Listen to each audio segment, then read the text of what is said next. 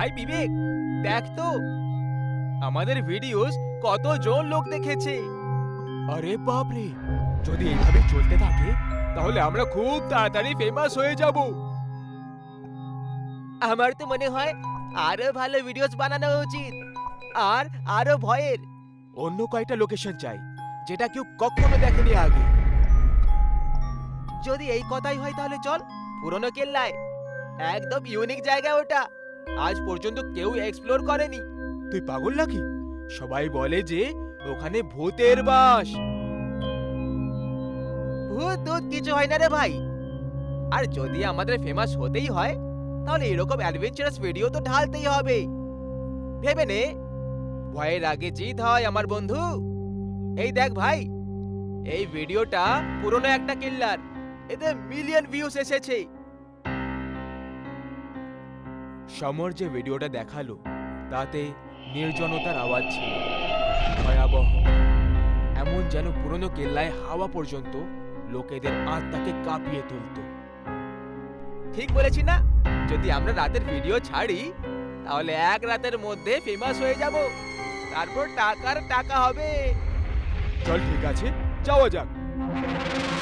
পুরনো কেল্লার ব্যাপারে অনেক ভয়ের গল্প ছিল, কিন্তু সমর আর বিবেকের মনে হচ্ছিল যে এই সব মিথ্যে, মন গড়া সব কাহিনী।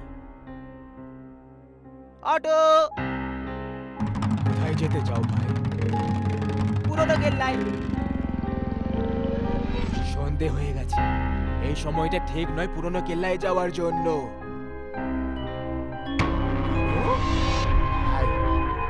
প্রত্যেক দিন কারো না কারো মৃতদেহ পাওয়া যায় ওখানে, আর শুনেছি কোনো এক আত্মা রয়েছে যারা লোকেদেরকে তিলে তিলে কষ্ট দিয়ে মেরে দেয়।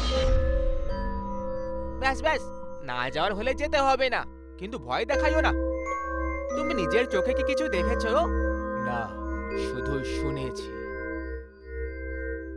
একদম, সবাই শুধু শুনেছে, কেউ কিচ্ছু দেখেনি। তুমি যদি পুরনো কেল্লায় না যাও তাহলে অন্য কেউ যাবে। ওখানে কেউ যাওয়ার জন্য তৈরি হবে না। যদি বেশি টাকা দেওয়া হয় তাহলে তুমিও যাবে। ভেবে নাও, যদি অন্য কেউ যায় তাহলে গতিটা তোমারই হবে। ঠিক আছে ঠিক আছে, বসে পড়ো। সব শেষে সমর আর বিবেক অটোওয়ালাকে পুরনো কেল্লায় যাওয়ার জন্য মানিয়েই ছাড়ল। এদের মধ্যে কেউই জানে না যে এদের সঙ্গে এরপরে কি হতে চলেছে। কেল্লায় সত্যি কি কোনো ভূত রয়েছে ভাই? আমি তো বেশি কিছু জানি না, কিন্তু শুনেছি একটা ছেলে আর একটা মেয়ে একটা পুরনো কেল্লায় গেছিল। মেয়েটা বিয়ের আগেই গর্ভবতী হয়ে গেছিল। এই রহস্য সবার সামনে চলে আসার কারণে ছেলেটা মেয়েটাকে কষ্ট যন্ত্রণা দিয়ে ওই কেল্লাকে করে দিয়েছিল। দারুণ গল্প মাইরি। আমাকে ভয় লাগছে, আর তোর হাসি পাচ্ছে। তুই কি পাগল নাকি? আমি তো এটাও রেকর্ড করে নিয়েছি, বিলটা পেয়ে যাব বন্ধু। আর বোকা, ভয় পাওয়া বন্ধ কর। যদি ওই ছেলেটার ওই কথাটা লুকিয়ে রাখার হতো তাহলে এখন সবাই এভাবে জেনে যেত নাকি? সব কিছু মন গড়া গল্প ভাই। তুমি ভুল বলছো ভাই। ওই মেয়েটার মরার কিছুদিন পরে ওই ছেলেটা পাগল হয়ে গেছিল, আর নির্দয়তার সাথে মরে যেতে হয়েছিল। এটা শুনে বিবেক চুপ হয়ে রয়ে গেল। ওর ভয় লাগছিল। ভাই, আমরা এখানে পৌঁছে তো গেছি, আমাদের বেশ কিছুক্ষণেরই কাজ আছে, ভিডিও বানিয়ে ফেরত চলে যাব। ঠিক আছে, তোমরা এখানে নেমে পড়ো। আমি কেল্লার ভেতরে যাব না, এখানেই তোমাদের অপেক্ষা করব। অটোওয়ালা ফেরত যাওয়ার টাকা পেয়ে যাবে, এটা ভেবে সে ওখানে থেমে গেল। সমর আর বিবেক কেল্লার ভেতরে চলে যায়। কেল্লা একেবারে শান্ত ছিল, যেন একদম নির্জনতার থেকেও স্তব্ধ। ওয়াও, কি দারুণ কেল্লা! চলে আয়, ভিডিও বানাবো। দাঁড়িয়ে দাঁড়িয়ে শুধু দেখতে থাকবি নাকি ভেতরেও যাবি? সমর ভিডিও শুট করছে, চারিদিকে অন্ধকারই অন্ধকার। আর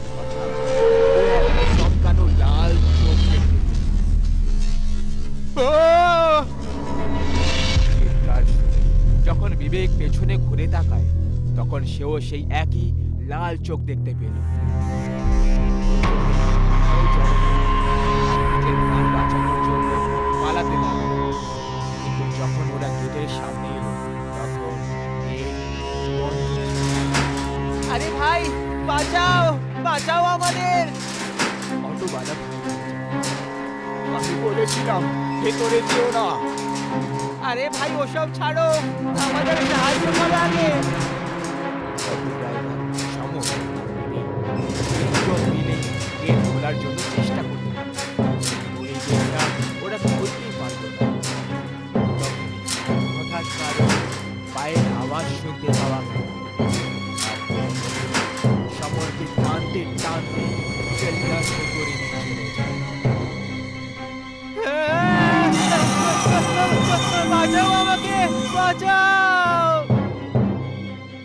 এটা দেখে বিবেক আর অটো ড্রাইভার হতপ্রভ হয়ে রয়ে গেল। ওরা সবাই কিছুক্ষণের জন্য জড়ো হয়ে গেছিল। সমরের চিৎকার ওদের কানে গর্জন করছিল। দাদা, আমাকে বাঁচিয়ে নাও, আমি তোমাকে অনেক টাকা দেব, আমাকে বাঁচিয়ে নাও, প্লিজ প্লিজ বাঁচিয়ে নাও দাদা। টাকার থেকে বেশি আমার জন্য আমার জীবন ছিল, চলে যাচ্ছি। দাদা প্লিজ বাঁচিয়ে নাও দাদা, বাঁচিয়ে নাও দাদা। অটো ড্রাইভার অটোতে বসে বসে করছিল। গেটটা খুলে গেল। অটো পেছনে পড়ে গেটের দিকে তাকাতে আরে কোথায় গেল? কোথাও একেও এই আত্মাটা মেরে দিল না তো? হে ভগবান! অটো ড্রাইভার তার অটোর দিকে এগোলো। দেখল যে বিবেক ড্রাইভিং সিটে বসে আছে। তুই এখানে কিভাবে? বিবেক কিছুই বলল না, শুধু অটো ড্রাইভারের দিকে একভাবে তাকিয়ে রইল।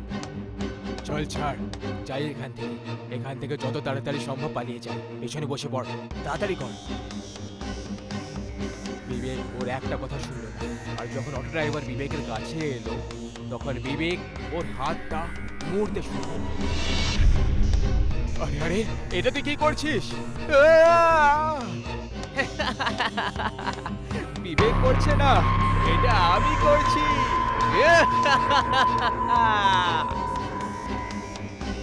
ছাড়, ছেড়ে দে আমাকে। তুই এখানে আমার নির্যাতনের তামাশা দেখতে এসেছিলি নয়? এবার তুইও ছটপট করতে করতে মরে যাবি আমার মতো।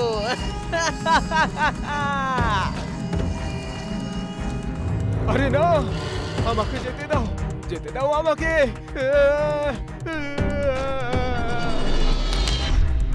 বিবেক অটো ড্রাইভারের হাড় গোড় ভাঙতে শুরু করলো। ওর পুরো শরীর থেকে কড়মড় আওয়াজ আসতে লাগলো। আর প্রত্যেকটা হাড়ের আওয়াজের সঙ্গে ওর চিৎকার গর্জন করতে লাগলো।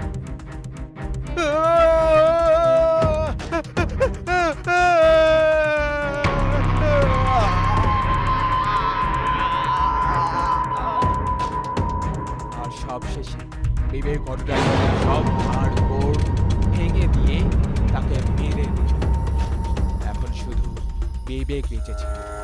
বিবেক হাসতে হাসতে কেল্লা থেকে গর্তের দিকে এগোতে লাগলো।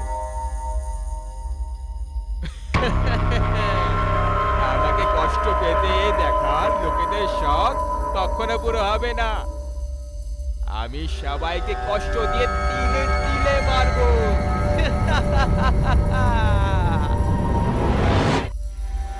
বিবেকের ভেতরের আত্মাটা বিবেকের শরীরকে উঁচু থেকে নিচে ফেলে দিল। বিবেক পাহাড়ে পাথরে ধাক্কা খেতে খেতে নিচে পড়ে গেল। আর ও নিজের শেষ নিঃশ্বাস নিল। বিবেকের মরে যাওয়ার পরে রক্ত মাখা দুটো পায়ে গর্ত থেকে কেল্লার দিকে এগিয়ে গেল। নির্যাতিত আত্মা আবার কেল্লায় ফিরে চলে গেল। আরে এখানে এসে তো গেছি, কিন্তু জানি না কেন কোনো ফার্ম হাউসে খুঁজে পাচ্ছি না যেখানে আমরা অ্যাটলিস্ট এক সপ্তাহ থাকতে পারবো। কথাটা তো একদম ঠিক, কিন্তু আমাদের চেষ্টা চালিয়ে যেতে হবে, কারণ কোথাও না কোথাও আমরা বাসস্থান পেয়েই যাব। বাবু মশাই, আপনারা কি থাকার জন্য জায়গা খুঁজছেন? হ্যাঁ, কিন্তু আপনি কে? আমার নাম সূর্য মাইতি, আর আমি এখানকারই বাসিন্দা। আমাদের একটা পুরনো কিন্তু একটা আলিশান ফার্ম হাউস আছে, যেটা শহরের একদম কোণে রয়েছে। দুটো কাপলস তাদের হলিডে এনজয় করার জন্য মানালি গেছিল, যেখানে তারা কোথাও থাকার জন্য হোটেল রুম খুঁজে পাচ্ছিল না।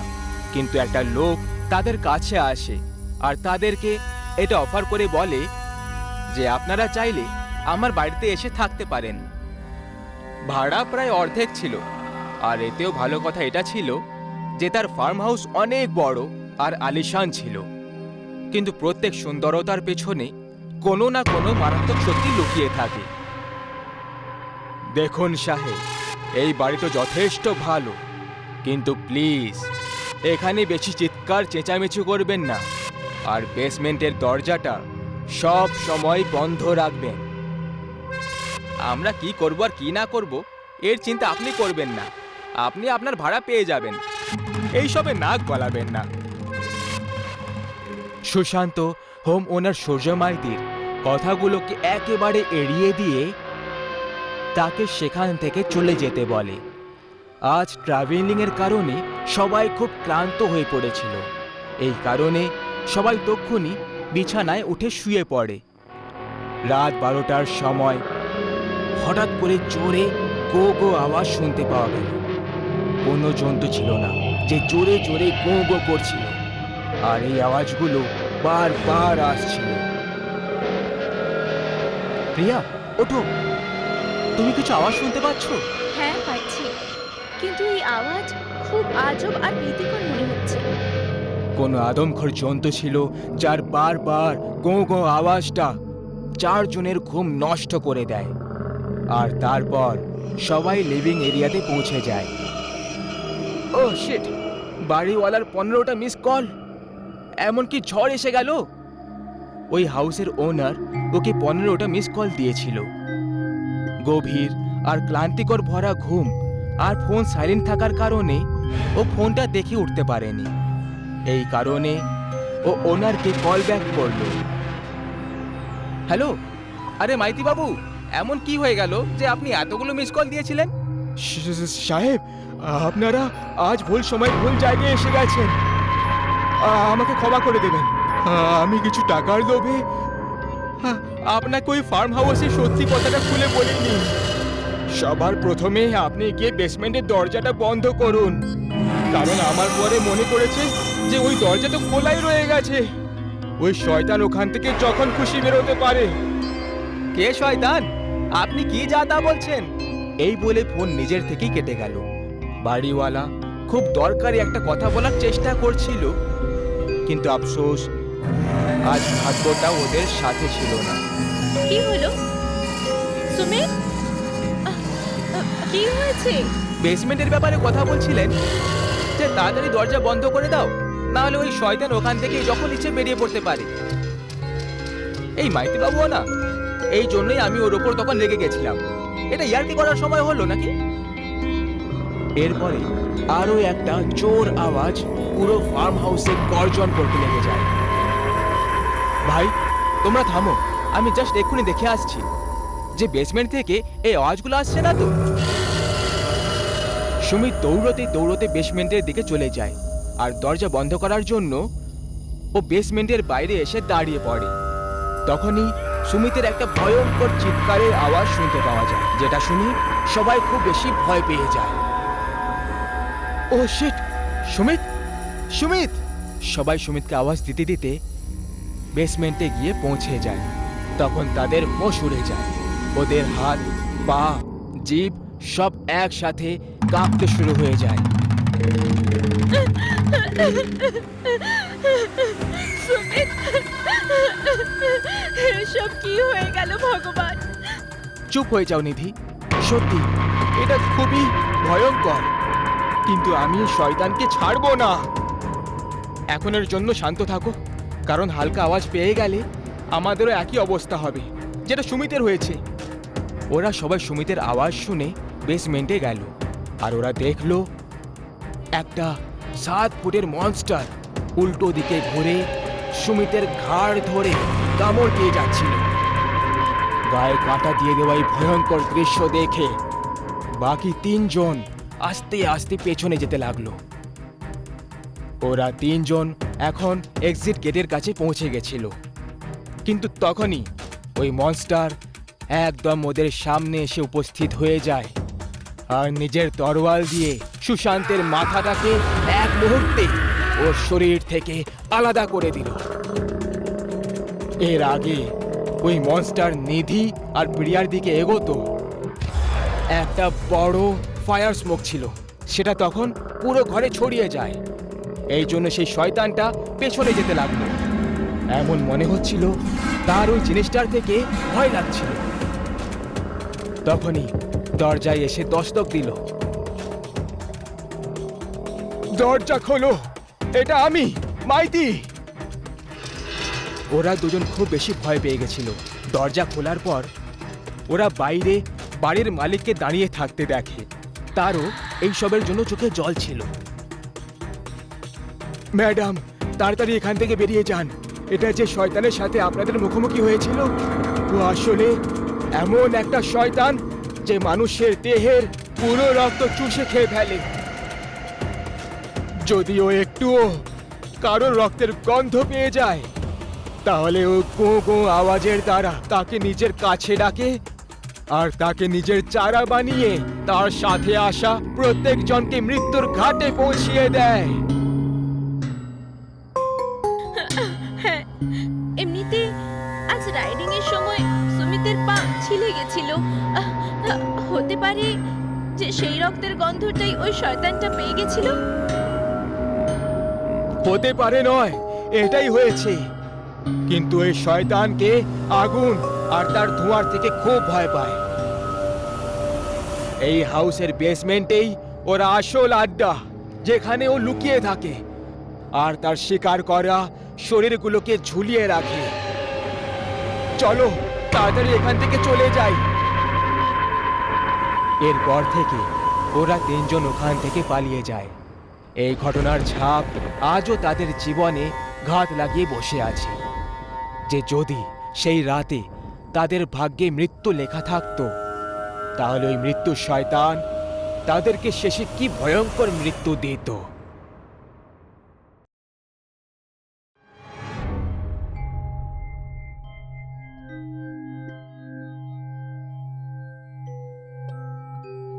দাদু, ও দাদু, আমাকে ওই গল্পটা শোনাও না, যেটা ওই গ্রামের ডাইনির গল্প। আরে বাচ্চারা, এখন রাত হয়ে গেছে। এত ছোট বাচ্চাদের রাতে ভূত প্রেতের গল্প শোনা উচিত নয়। দাদু, এখন আমরা বড় হয়ে গেছি, প্লিজ আমাদের ওই গল্পটা শোনাও না। আচ্ছা ঠিক আছে বাচ্চারা, যখন তোমরা এত বেশি জিদ করছো, তাহলে শুনিয়ে দিচ্ছি। এই গল্পটা আজ থেকে অনেক বছর আগের পুরনো। সময় ছিল 1999, যখন গ্রামে দশেরার পর্ব চলছিল। সব লোকেরা মেলা দেখতে যাচ্ছিল, আর তখনই কিছু লোক মিলে সড়কের ওপর একটা লম্বা শাড়ি পরে থাকতে দেখে। ওই শাড়িটা দেখে কারোর কিছু ঠিক লাগলো না। সবারই ওই শাড়িটাকে ডিঙিয়ে রাস্তা ক্রস করার ইচ্ছে হলো, কিন্তু একটা বেয়াড়া ছেলে মোটেই মানল না, আরও ওই শাড়িটাকে ডিঙিয়ে দিল। সড়কের পাশ দিয়ে পেরোনোর পর সবাই বাঁশবাগানের কাছ থেকে একটা আওয়াজ শুনতে পেল, যেটা জলের পড়ার আওয়াজ ছিল। একদম মনে হলো যেন কেউ স্নান করছে। সবাই যখন ওইদিকে টর্চ মারলো, তখন তারা একটা মহিলাকে স্নান করতে দেখলো, কিন্তু পরের মুহূর্তে সবার টর্চ একসাথে ফিউজ হয়ে গেল আর আবার অন্ধকার ছেয়ে গেল। সবাই বুঝতে পেরে গেল, সে যাই হোক না কেন, এটা কোনো পেতনি বা ডাইনি হবে। সবার সন্দেহ একদম এটাই ছিল। সবাই সেই রাতে তাড়াতাড়ি ওখান থেকে বেরোলো। পরের সকালে গ্রামে একটা খবর আগুনের মতো ছড়িয়ে পড়ল যে একটা ডাইনি এই গ্রামটাকে অভিশপ্ত করে দিয়েছে। আর ওই ছেলেটা যে গত রাতে ওই শাড়িটা ডিঙিয়েছিল, সে সেই রাতেই নিজের ঘরে গলায় দড়ি দিয়ে আত্মহত্যা করে নিয়েছে। এই সব খবরগুলো গ্রামে আগুনের মতো ছড়িয়ে পড়ল, আর গ্রামের সবাই ওই ডাইনির মারাত্মক কথা আলোচনা করতে লাগলো। প্রায় দশেরা দীপাবলির মতো অনুষ্ঠানে গ্রামে গঞ্জে ডাইনি পেতনি ঘুরে বেড়াতে থাকে। এটা একটা সাধারণ ব্যাপার ছিল, তাই সবাই ভাবলো যখনই দশেরা কাটবে সব কিছু শান্ত হয়ে যাবে। কিন্তু এরকম হলো না, বরং ওই ডাইনির গড়া সর্বনাশ তার জন্ম নিয়ে ফেলেছিল। দশেরার 10 দিন পেরোনোর পরেই গ্রামে হঠাৎ তুফান এসে গেল। সমস্ত গৃহপালিত পশু মরতে লাগলো। কেউ মাঝরাতে ওদেরকে মেরে ওদের পুরো রক্ত চুষে নিত। বাচ্চারা অবধি জ্যান্ত জন্মাচ্ছিল না। গর্ভবতী মহিলাদের বাচ্চা তাদের গর্ভেই মরে যেত। সবার এটাই ধারণা ছিল যে এই সবের কারণ ওই ডাইনিটাই, যে নিজের অভিশাপ দিয়ে পুরো গ্রামকে বরবাদ করে দিয়েছে। গ্রামে এখন কৃষিকাজও অসম্ভব হয়ে গেছিল। জমিতে মাটি অনুর্বর হয়ে গেছিল, সব ফসল শুকিয়ে গেছিল। আর এই কারণে অনেক কৃষকরা আত্মহত্যা করে নিয়েছিল। কিন্তু দাদু, এই ডাইনি লোকেদেরকে এইভাবে কেন মারছিল? ও কি কোনো প্রতিশোধ নিতে এসেছিল? না, ও কোনো প্রতিশোধের উদ্দেশ্যে আসেনি। ওই গ্রামটাকে নিজের অধীনে করতে চেয়েছিল, কারণ ও আমাদের গ্রামটাকে নিজের আড্ডা করতে চেয়েছিল। যে পরামর্শটা ওকে এক তান্ত্রিক দিয়েছিল। কিছু বছর আগে গ্রামবাসীরা ওই তান্ত্রিকের এই জঘন্য কাজের জন্য পিটিয়ে পিটিয়ে তাকে গ্রাম থেকে বার করে দিয়েছিল। আর তারই পরামর্শ শুনে ওই ডাইনিটা আমাদের গ্রামকে লক্ষ্য করেছিল। তাহলে দাদু, এর পরে কি হলো? ওই ডাইনিটা সবাইকে মেরে দিয়েছিল? না খোকা, সবাইকে মারাটা সম্ভব ছিল না, কিন্তু যে নিয়ম বিধিকে মানে না, সে ওই ডাইনির জালে খুব সহজেই ফেসে যেত। নিয়ম? কেমন নিয়ম দাদু? যেমন সূর্য ডোবার পরে ঘরের দরজা জানালা বন্ধ করে নেওয়া, কারোর দরজা খটখটানোর পর দরজা না খোলা। কিন্তু এ থেকে ডাইনি শান্ত হয়ে বসেনি, বরং ও অন্য আরেকটা উপায় বার করলো। এখন তো বিয়ে অনুষ্ঠানও গ্রামে করা সম্ভব ছিল না, না হলে ডাইনির কাছে একটা বিরাট সুযোগ থাকতো নিজের শিকারকে ফাঁসানোর।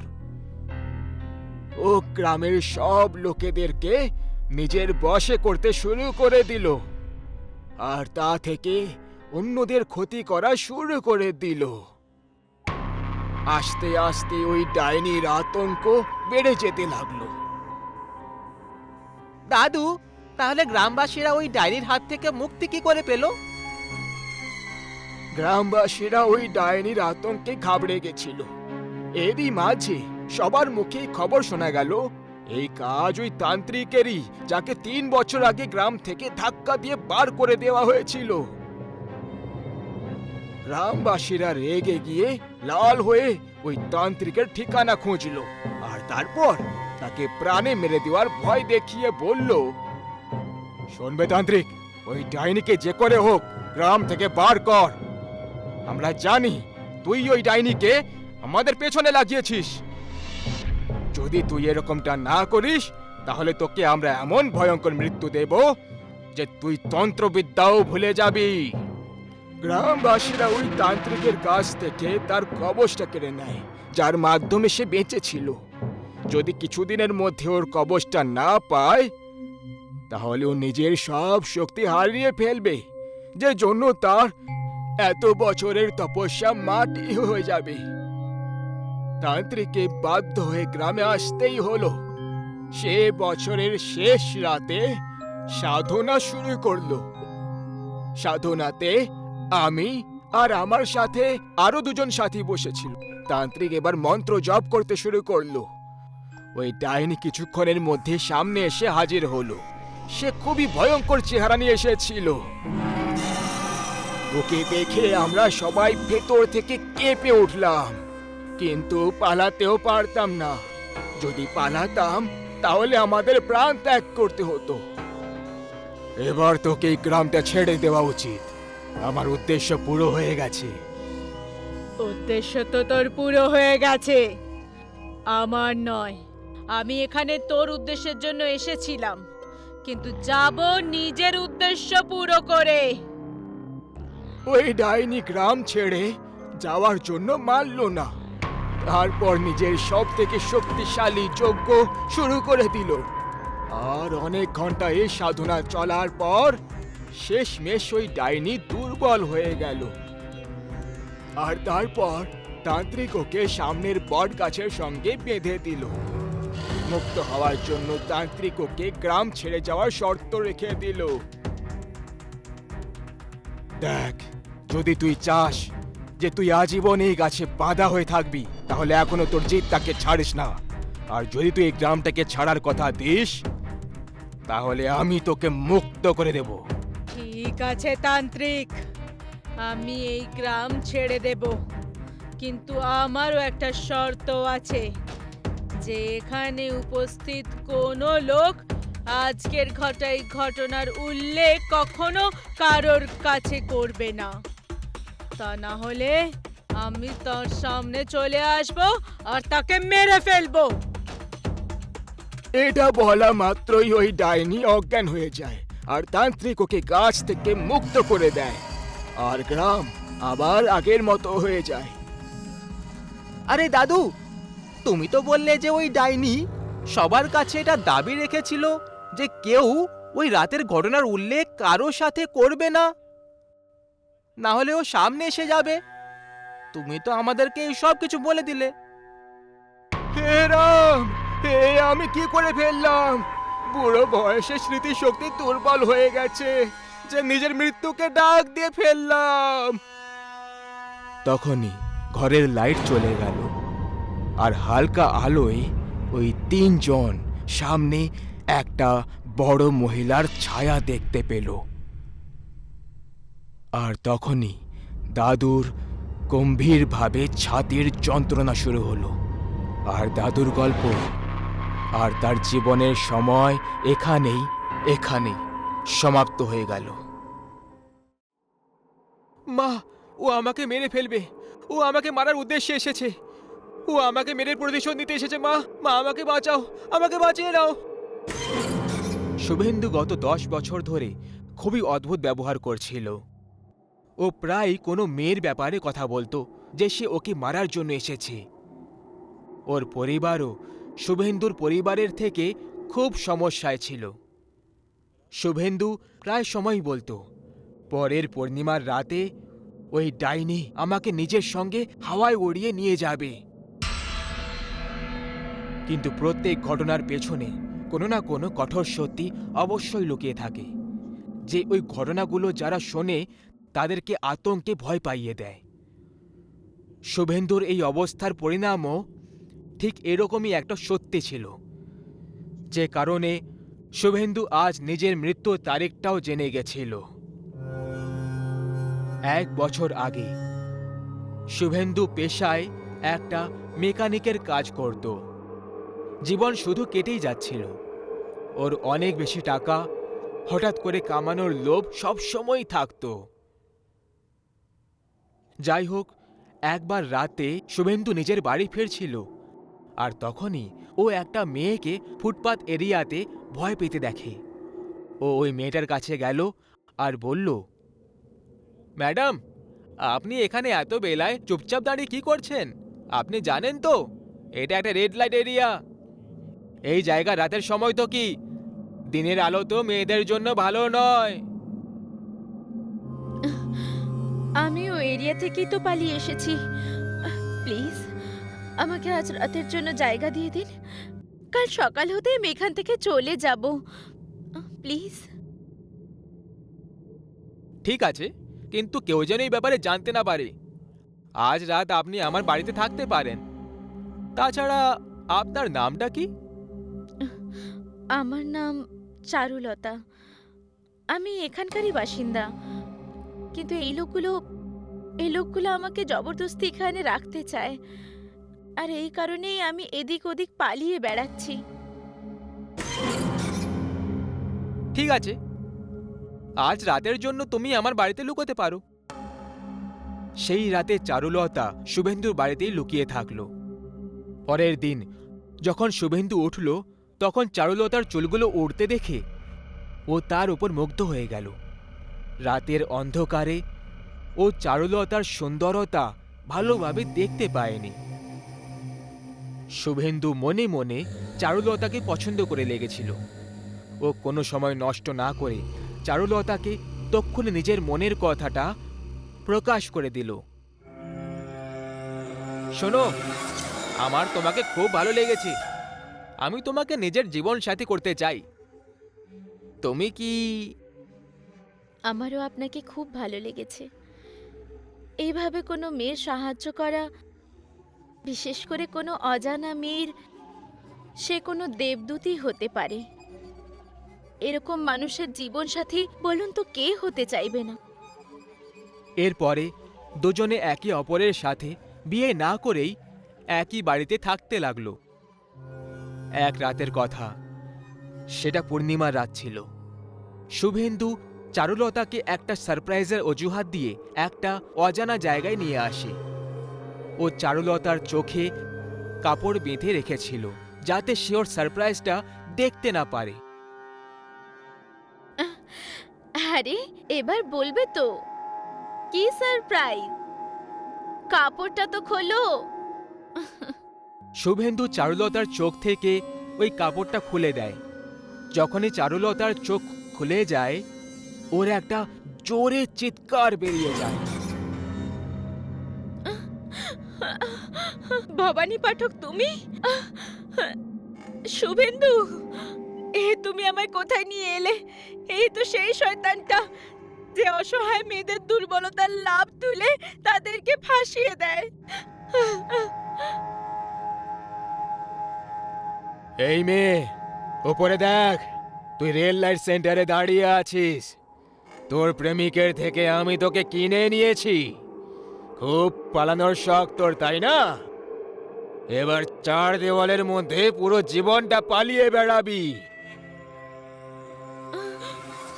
মানে মানে এসব তুমি করেছো?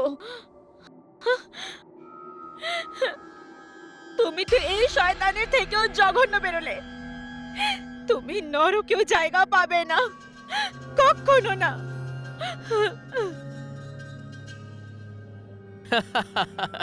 নরকের ব্যাপারে তো জানি না, কিন্তু এখন তোকে বিক্রি করে যে টাকা পেয়েছি, সেটা দিয়ে আমার জীবনটা স্বর্গে তো খুব সহজেই বদলে যাবে। তোর কি মনে হলো আমি তোকে ভালোবেসে ফেলেছি? আরে পাগলি, যে রাতে তুই পালিয়েছিলি সেই রাতেই এদের সঙ্গে আমার বোঝাপড়া হয়ে গেছিল। তোর সঙ্গে জবরদস্তি করলে পুলিশ থানায় পড়ে দিত আমাকে। কিন্তু এবার তো সবার এটাই মনে হবে যে তুই এখানে নিজের ইচ্ছায় এসেছিলি, আর প্রত্যেক রাতে তোর শরীরের নিলামি হবে। শয়তান, আমি তোকে জ্যান্ত মেরে ফেলবো। তুই মনে রাখিস, খুব তাড়াতাড়ি রাতও এটাই হবে আর দৃশ্যটাও এটাই হবে। তোকে পাগল করে তোর আত্মাকে তোর শরীর থেকে টেনে নিজের সঙ্গে নিয়ে যাব। যত কষ্ট আমার হবে, তার থেকে অনেক বেশি কষ্টের সঙ্গে তুই মরবি। জ্যান্ত থেকেও তুই মৃতকদের মতো জীবন কাটাবি তুই। যাই হোক, এরপর এই সব কিছু এখানে সমাপ্ত হয়ে গেল। চারুলতাকে জবরদস্তি রেড লাইট এরিয়াতে সেক্স স্লেভ হিসেবে কাজ করতে বাধ্য করা হলো। কিন্তু ঠিক 6 মাস পরে হঠাৎ একটা খবর চলে এলো যে চারুলতা পাখায় গলা দড়ি দিয়ে আত্মহত্যা করে নিয়েছে। এর ঠিক 2 দিন পরেই আরও একটা খবর এলো যে ভবানী পাঠকেরও সড়ক দুর্ঘটনায় মৃত্যু হয়ে গেছে। সব থেকে বড় পাপী সে এখনো বেঁচে ছিল, শুভেন্দু। আজ 6 মাস পর চারুলতার আত্মা শুভেন্দুর সন্ধানে এসেছিল, আর এখন পৃথিবীর কোনো সাধু, তান্ত্রিক, পণ্ডিত ওকে মোটেই বাঁচাতে পারত না। অপেক্ষা ছিল তো শুধু পূর্ণিমার রাতের। আর যখনই পূর্ণিমার দিন এলো, শুভেন্দুর শরীর খারাপ হতে লাগলো। ওর চিৎকার এত কষ্টের ছিল যেন ওকে গরম তাওয়ায় রেখে একভাবে সেঁকা হচ্ছিল। প্রত্যেক 10 মিনিটে ও অজ্ঞান হয়ে যেত, আর সবার শেষে রাত 1টার সময় করে ওই ডাইনি শুভেন্দুর ঘরে প্রবেশ করে ফেলে। তার ভয়ঙ্কর চেহারা দেখে শুভেন্দু চিৎকার করতে লাগলো, কিন্তু ওর আওয়াজ ওই ঘর অবধি সীমাবদ্ধ থাকতে পারত। আমাকে ক্ষমা করে দাও, প্লিজ আমাকে ছেড়ে দাও। আমি তোমার সাথে ভুল করে ফেলেছি, কিন্তু কথা দিচ্ছি যে আমি এরকম অন্য কোনো মেয়ের সঙ্গে আর কখনো করব না। কি করে ছেড়ে দি? মনে আছে তো সেই পূর্ণিমার রাত যখন তুই ওই শয়তানের সঙ্গে আমার বোঝাপড়া করেছিলি? আমি তোকে সেই রাতে সতর্ক করেছিলাম, কিন্তু তুই আমার সব কথাগুলোকে তোয়াক্কা না করে উড়িয়ে দিয়েছিলি। আর আজ আমি তোর ক্ষমা চাওয়াটাকেও উড়িয়ে দেব।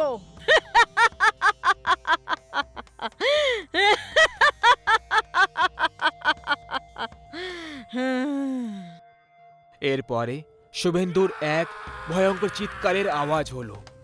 ওই ডাইনি শুভেন্দুর বুকটাকে ছিঁড়ে ওর হৃৎপিণ্ডটাকে বাইরে বার করে নিল, আর ওর আত্মাটাকে নিজের সাথে জানলা দিয়ে উড়িয়ে নিয়ে চলে যায়। যতক্ষণ ওর পরিবারের লোক ওখানে পৌঁছলো, তখন শুভেন্দুর মৃত শরীর টুকরো টুকরো ভাবে মাটিতে পড়েছিল। ওই অসহায় মেয়েটার প্রতিশোধ পুরো হয়ে গেল। সেই জন্য কথায় বলে, কর্ম কখনো কারোর ঠিকানা ভোলে না। আর কোনো আত্মার প্রতিশোধ পৃথিবীর সব থেকে মারাত্মক মৃত্যু দেয়। কথায় বলে, রাত্রি দিনের থেকে বেশি মারাত্মক হয়, আর অমাবস্যার রাত তো এর থেকেও বেশি মারাত্মক। অমাবস্যার রাতে ভূতেদের এলাকায় পাখিরা উড়ে এসে বসার আগে 100 বার ভাবে, কারণ এই রাতে ভূত প্রেত আর শান্তি না পেয়ে সেই আত্মারা তাদের রাগ আর তাদের শক্তি একেবারে চরমে থাকে, আর তাদের চারিপাশে সেই সব লোকের খোঁজ করে যারা তাদের শিকার হতে পারে।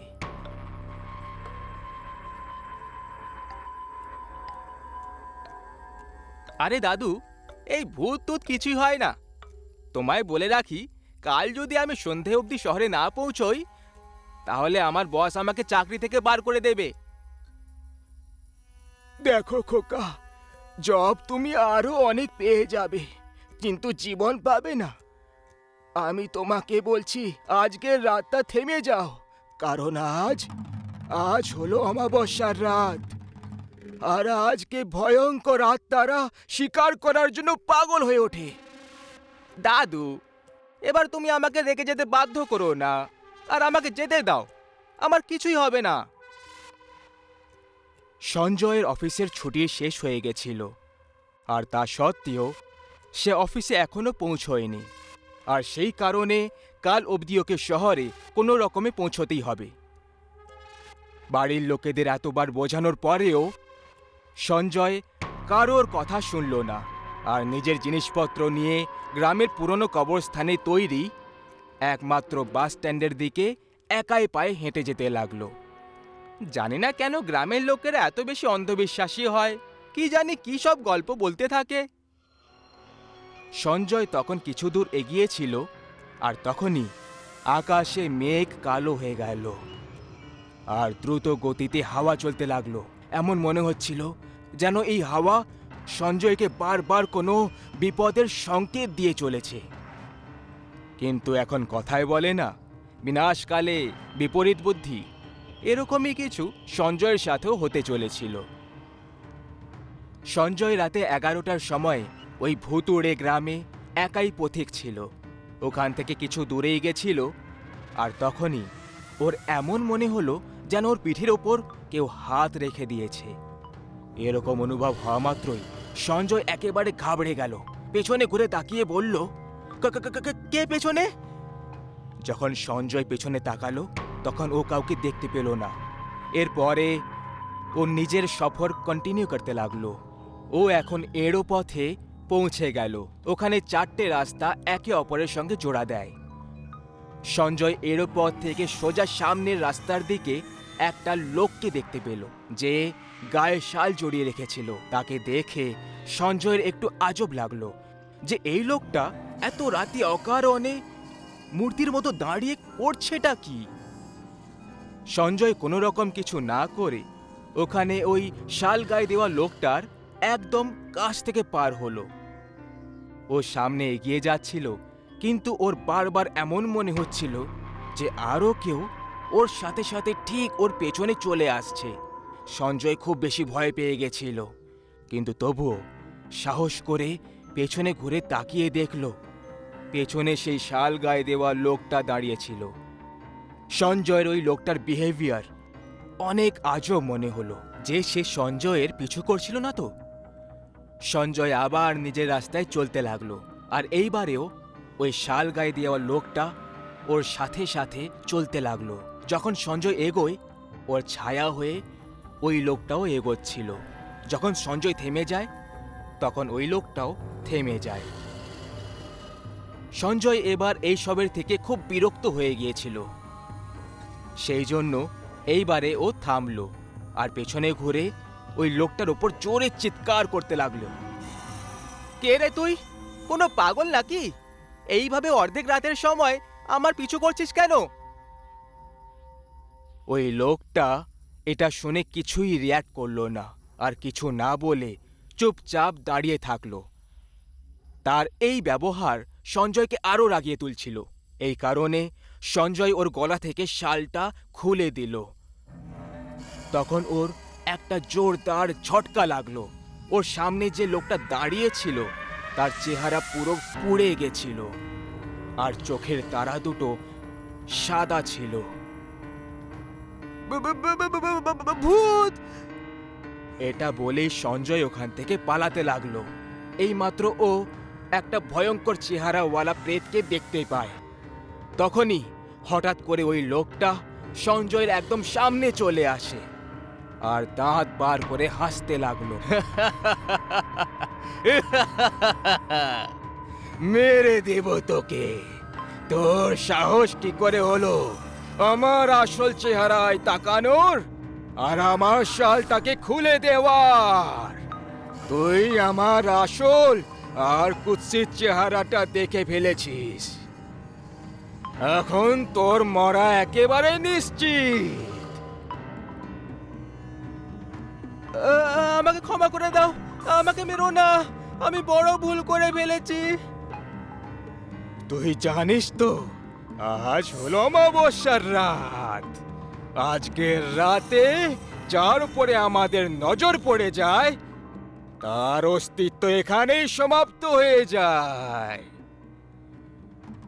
এইটুকু বলেই ওই প্রেতটা সঞ্জয়ের ছাতিতে নিজের হাত ঢুকিয়ে দেয় আর এক ঝটকাতে ওর হৃৎপিণ্ড পার করে দেয়, যেটা এখনো স্পন্দন হচ্ছিল। সঞ্জয়ের শেষ চিৎকারের সঙ্গে গ্রামের পরিবেশ আবার ভয়ঙ্কর আর শান্ত হয়ে গেল। পরের সকালে গ্রামবাসীরা সঞ্জয়ের মৃতদেহ সড়কে পড়ে থাকতে দেখে, যার মধ্যে হৃৎপিণ্ড ছিল না। ওর দাদু এসে আফসোস করে চোখে জল ফেলে, কারণ বারণ করা সত্ত্বেও সঞ্জয় অমাবস্যার রাতে এই বোকামিটা করে ফেলল। আর পরিণামে এক ভয়ঙ্কর মৃত্যু। কথায় বলে এই গ্রামে প্রত্যেক অমাবস্যার রাতে গায়ে ওই শাল দেওয়া লোকটা ঘুরে বেড়ায়, আর যদি কোনো পথিকদের উপর তার নজর পড়ে যায় তার পিছু করতে থাকে আর তাকে কোনো ভুল করার জন্য বাধ্য করে দেয়। যদি কেউ ভুল করে দেয় তখন তার পরিণাম এক ঝটকায় ঠিক সেই রকমই হয় যেটা সঞ্জয়ের সাথে হয়েছিল। সমীর, রোহন, অদিতি আর প্রিয়া একসাথে একটা ফিল্ম তৈরি করছিল। চারজন একসাথে একটা মিডিয়া কোম্পানিতে কাজ করছিল, আর চারজনের মধ্যে গভীর বন্ধুত্ব ছিল। আমাদের ডিরেক্টরের একটা নতুন লাভ স্টোরি দরকার। আরে ভাই, আজকালকার লাভ স্টোরিজ তো একদম কমন হয়ে গেছে। হ্যাঁ, কিছু ইউনিক আর আলাদা কাহিনী আনতে হবে যা দেখে অডিয়েন্স মজা পাবে। আমি শুনেছি শহরের পুরনো বন্ধ পড়ে থাকা লাইব্রেরিতে অনেক বই রাখা রয়েছে, আর তার মধ্যে অনেকগুলো অজানা কাহিনী বন্ধ আছে। কিন্তু ওই লাইব্রেরি বহু বছর ধরে বন্ধ, ওখান অবধি আমরা পৌঁছবো কি করে? যদি আমরা ওখান থেকে ভালো কাহিনী পেয়ে যেতে পারি তাহলে আমাদের কিছু না কিছু একটা উপায় নিশ্চয়ই বার করতে হবে। চারজন এক রাতে লুকিয়ে শহরের পুরনো লাইব্রেরিতে যাওয়ার প্ল্যান তৈরি করে। ওই লাইব্রেরি পুরনো কবরস্থানের পাশেই ছিল, যে কারণে ওই লাইব্রেরির ব্যাপারে অনেক রকমের গুজবও ছড়িয়েছিল। চারজন সেই রাতে সাহস জুটিয়ে লাইব্রেরি যাওয়ার সিদ্ধান্ত নিয়ে নিল। ভাই, আমি শুনেছি ওই লাইব্রেরির পাশেই না একটা পুরনো কবরস্থান আছে, আর লোকেরা এটাও বলে যে ওই কবরস্থানের কাছাকাছি না অনেক লোকেরা আত্মাও দেখেছে। তুইও কি সব বইয়ের কথায় বিশ্বাস করতে লাগলি? আমাদের লাভ স্টোরি বানাতে হবে, হরর স্টোরি নয়। অদিতি একদম ঠিক বলেছে। আমরা চুপচাপ গিয়ে লাইব্রেরি থেকে কিছু ভালো বই নিয়ে আবার ফিরে চলে আসব, কেউ কিছু জানতেও পারবে না। চারজন গাড়িতে বসে কথা বলছিল আর লাইব্রেরির দিকে এগিয়ে যাচ্ছিল। তখনই হঠাৎ কবরস্থানের কাছে ওদের গাড়িটা বন্ধ হয়ে যায়। আরে, এই গাড়িটা বন্ধ কি করে হয়ে গেল? বন্ধও বা হলো আবার কোন জায়গায়? আমাদের সামনে পুরনো কবরস্থান। আরে তুই অযথা ভয় পাচ্ছিস, তোরা সবাই লাইব্রেরির দিকে এগিয়ে যা, আমি এখানে গাড়িটা সামলাই। ওকে গাইস, এটাই ঠিক হবে। সমীর ওই কবরস্থানের সামনে গাড়ির কাছে অপেক্ষা করে আর গাড়িটাকে ঠিক করার চেষ্টা করতে থাকে। অদিতি, প্রিয়া আর রোহন পায়ে হেঁটে লাইব্রেরির দিকে এগিয়ে যায়। লাইব্রেরির কাছে পৌঁছতেই ওখানে হঠাৎ করে ওই তিনজনের সামনে একটা পাগলের মতো দেখতে একটা লোক সামনে চলে আসে, যার বড় বড় দাড়ি আর লম্বা চুল ছিল, আর সে গায়ে ফাটা পুরনো কাপড় পরে রেখেছিল। তাকে দেখে এমন লাগছিল যেন সে অনেক বছর ধরে স্নান করেনি। কোথায় যাচ্ছ তোমরা সবাই? ওদিকে যেও না, ওখানে মৃত্যু আছে। ওই লোকটাকে দেখে তিনজনই ভয় পেয়ে যায়। পাগল লোকটা তিনজনের আশেপাশে অদ্ভুতভাবে লাফাতে আর ঘুরতে থাকে। কে তুমি? সরে যাও আমাদের রাস্তা থেকে। মৃত্যুর ছায়া রয়েছে, যে কেউ এখানে এসেছে ফেরত যেতে পারেনি। আমার আমার খুব ভয় লাগছে। তুমি চিন্তা করো না, আমি কিছু একটা করছি। রোহন ওখানে পড়ে থাকা একটা লাঠি দিয়ে ওই পাগল লোকটাকে মেরে তাড়ানোর চেষ্টা করতে থাকে। ওই লোকটা এই তিনজনকে দেখে পাগলের মতো হাসতে হাসতে ওখান থেকে চলে যায়। তোমাদের সবার সময় এসে গেছে। যদি নিজেদের প্রাণ বাঁচাতে চাও তাহলে এক্ষুনি চলে যাও এখান থেকে, না হলে সব কটা মরবে। ওই লোকটা এইভাবে কেন বলছিল? আরে ভাই, তুমিও না একটা পাগলের কথায় বিশ্বাস করছো? ওর তো নিজেরই হুঁশ নেই। তাড়াতাড়ি চলো, যে কাজটা করতে এসেছিলাম সেটা করে নি। তিনজনে লাইব্রেরির পেছনের জানলার কাঁচ ভেঙে দিয়ে লাইব্রেরির ভেতরে ঢুকে পড়ে। লাইব্রেরিতে অনেক রকমের পুরনো বই রাখা ছিল। তিনজন লাভ স্টোরির বই খুঁজতে শুরু করে। ওই লাইব্রেরিতে চারিদিকে অন্ধকার ছিল। তখনই হঠাৎ করে একটা বই অদিতির কাছে এসে পড়ে যায়। ওই বইটা একটা সাদা কাপড়ে জড়ানো ছিল, আর তার উপরে অনেক রকমের সুতো বাঁধা ছিল। এটা আবার কি বই? আর এটা এই কাপড়ে জড়িয়ে কেন রাখা আছে? অদিতি সব সুতো আর কাপড় সরিয়ে ওই বইটা বার করে দেয়। ওই বইয়ের ওপরে রাজকুমার আর বেশ্যার প্রেম কাহিনী লেখা রয়েছিল। আর ওই বইয়ের ওপরে কিছু অদ্ভুত চিত্রও তৈরি করা ছিল। অদিতি ওই বইটা দেখে নিজেকে আর থামাতে পারল না। তুমি ভালো কোনো বই পেলে? এই দেখ, এই বইয়ের টাইটেলটা কত বেশি ইউনিক লাগছে, আর তার উপরে এতে কত সুন্দর চিত্রকারিও করা রয়েছে। এই দেখ, ঠিক আছে, আমরা এটাকে না আমাদের ব্যাগে রেখে নিই, এটা আমরা পরে পড়ে নেব। এই বইটাকে আমি নিজের কাছে রেখে নিচ্ছি। অদিতি ওই বইটা নিজের ব্যাগেই রেখে দিল। হঠাৎ করে অদিতির মনে হলো যে ব্যাগের মধ্যে ওই বইটা নিজের থেকেই খুলে যাচ্ছে আর বন্ধ হয়ে যাচ্ছে। তখনই ও ওই বইটা নিজের ব্যাগ থেকে বাইরে বার করে দেয়। আর হঠাৎ একটা দ্রুত বাতাসের ঢেউ চলে আসে, যে কারণে ওই বইয়ের পাতাগুলো পাল্টাতে শুরু হয়। কি হচ্ছে এটা? এইসব কি হচ্ছে? এই বইয়ের পাতাগুলো নিজের থেকে কি করে পাল্টে যাচ্ছে? তখনই ওই বইয়ের পাতা পাল্টানো বন্ধ হয়ে যায়। ওই বইয়ের পাতা একটা জায়গায় এসে থেমে যায়। ওই পাতার ওপরে রাজকুমার আর তার পায়ের কাছে বসে থাকা একটা মেয়ের ছবি ছিল, যার কাপড় দেখে ও একটা বেশ্যা প্রতীত হচ্ছিল। অদিতি ওই পাতাটা পড়তে শুরু করে দেয়। রাজকুমার আর বেশ্যার প্রেম কাহিনী? ও, এরকম কাহিনী তো ধুম মাচিয়ে দেবে। যখনই অদিতি ওই পাতাটা পড়তে লাগলো, যেন ওর হুঁশি উড়ে গেল। ও ভয় পেয়ে ওই বইটা ছুঁড়ে ফেলে দিল। তখনই ও দেখল যে ওই বইতে থাকা বেশ্যার ছবি ওখান থেকে উধাও হয়ে গেছে। আর ওই মেয়েটা অদিতির সামনে এসে দাঁড়িয়ে পড়ে। তুমি তো রাজকুমারের প্রেমিকা, তাই না? যার ছবি ওই বইয়ের মধ্যে ছিল। কিন্তু তুমি বাইরে কি করে এলে?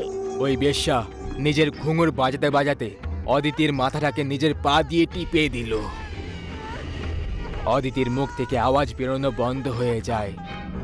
অদিতি তার থেকে প্রাণের ভিক্ষে চাইল, কিন্তু ওই বেশ্যা অদিতির মাথাটাকে নিজের পা দিয়ে কুচলে দিল। আর অদিতির চোখ আর জিভ বাইরে চলে আসে। ওর নাক দিয়ে রক্ত বেরোতে শুরু হয়ে যায়, আর ওখানেই ওর মৃত্যু হয়ে যায়।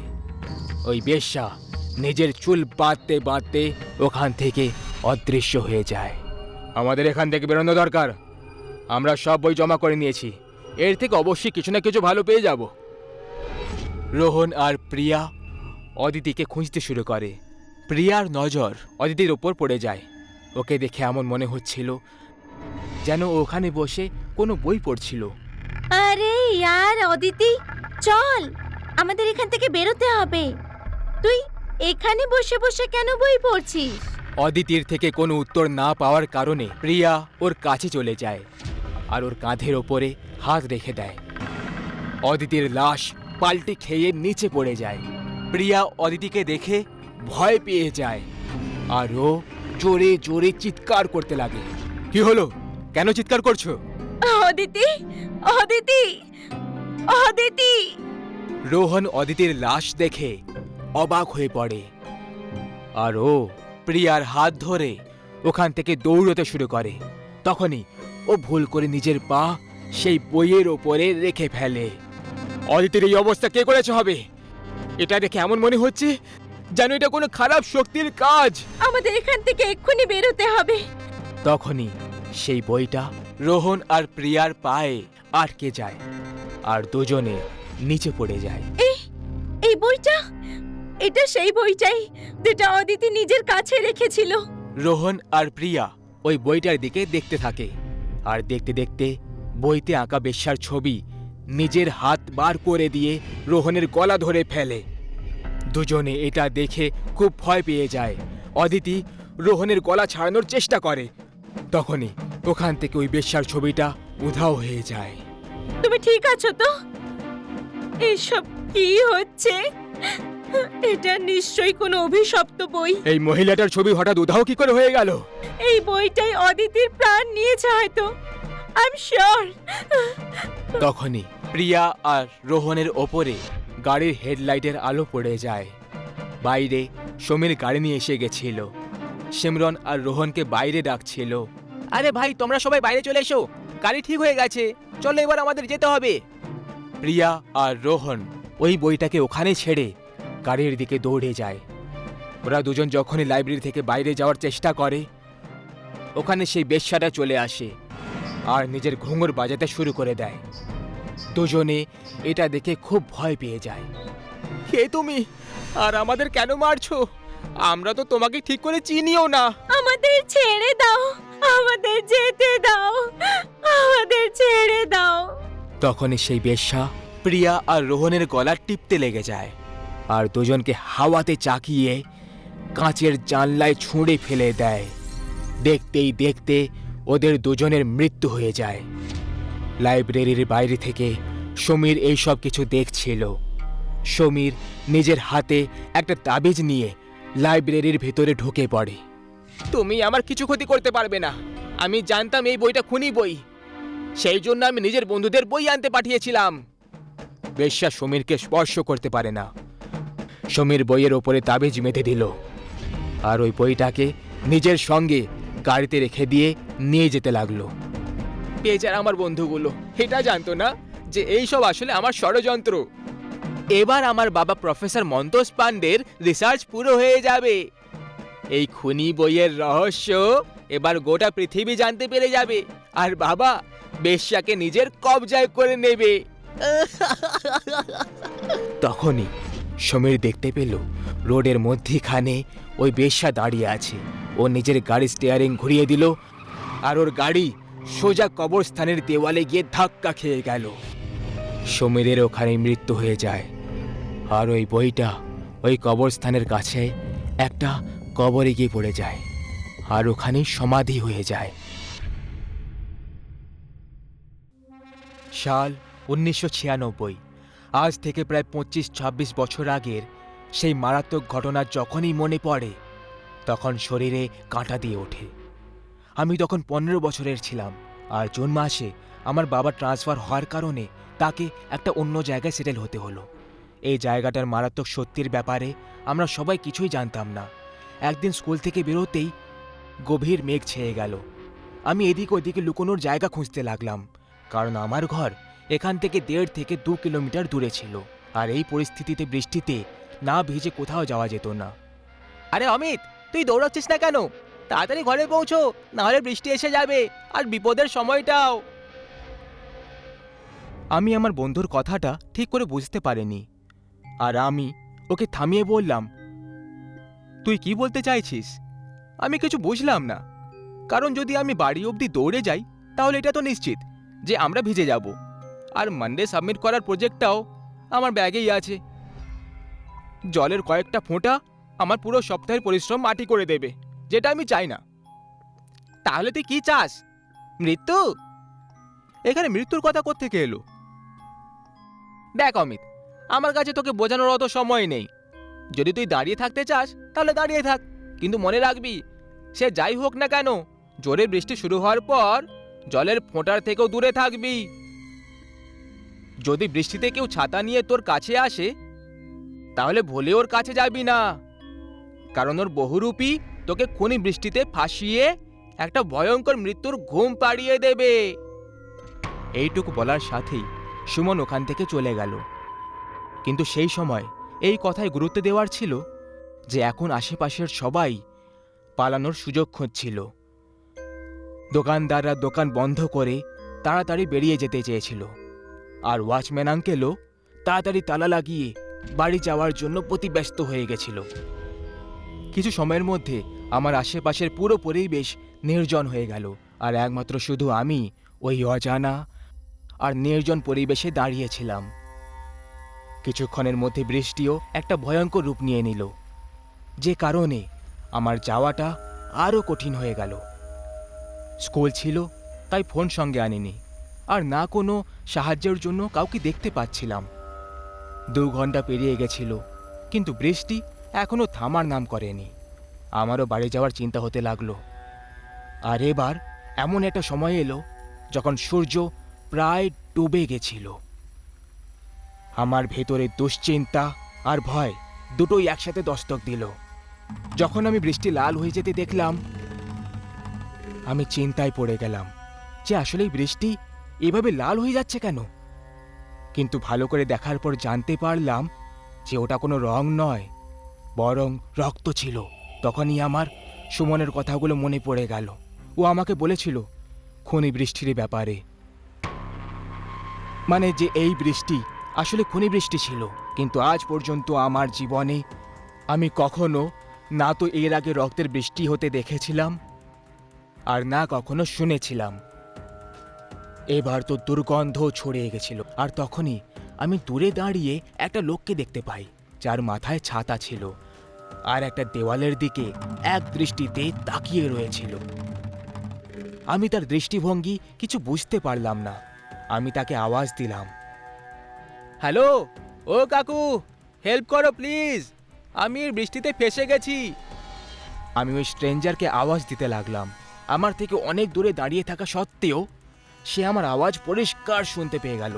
তার চলার ঢং একেবারেই মানুষের মধ্যে মনে হচ্ছিল না। তার চলার ঢং এমন ছিল যেন কোনো নেকড়ে দাঁড়িয়ে থেকে সোজা এগিয়ে যাচ্ছিল নিজের শিকারের দিকে। ওই স্ট্রেঞ্জার আমার একদম কাছে এসে গেছিল, কিন্তু তফাৎ এইটুকু ছিল যে সে এত জোর বৃষ্টিতে ছাতা নিয়ে দাঁড়িয়েছিল, আর আমি তার কিছু দূরে একটা বাড়ির ছাদের নিচে বৃষ্টির থেকে লুকিয়েছিলাম। ওই স্ট্রেঞ্জারটা আমাকে তার কাছে আসার ইশারা করতে লাগলো, আর আমারও সেফলি বাড়ি পৌঁছানোর এটাই একমাত্র উপায় মনে হচ্ছিল। তাই আমিও তার দিকে এগিয়ে চলে গেলাম। কিন্তু তখনই আমার নজর ওই অজানা লোকের হাতের উপর পড়ে যায়। আমার পা ওখানেই থেমে রয়ে যায়। আমি দেখলাম ওই লোকটা নিজের হাতে রক্তে লথপথ চাকু ধরে রেখেছিল, যেটা দেখতে খুবই ভয়ানক লাগছিল। ওই চাকুটা দেখে এমন মনে হচ্ছিল যেন কিছুক্ষণ আগেই ওই চাকুটা দিয়ে কারোর শরীরকে চেরা হয়েছে।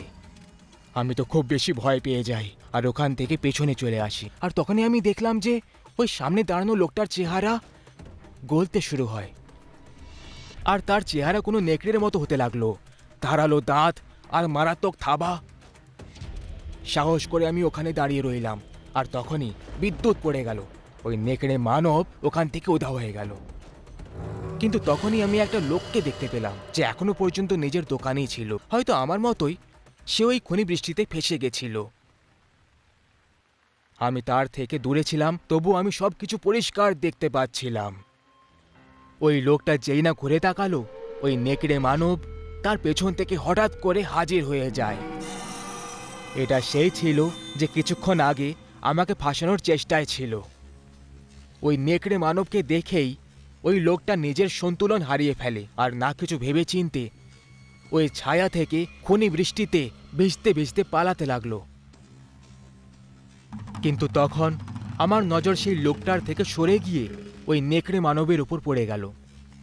আমি তার চেহারায় একটা শয়তানি হাসি দেখতে পাই, আর তাকে দেখে এমন মনে হচ্ছিল যেন তার কোনো উদ্দেশ্য পুরো হতে চলেছে।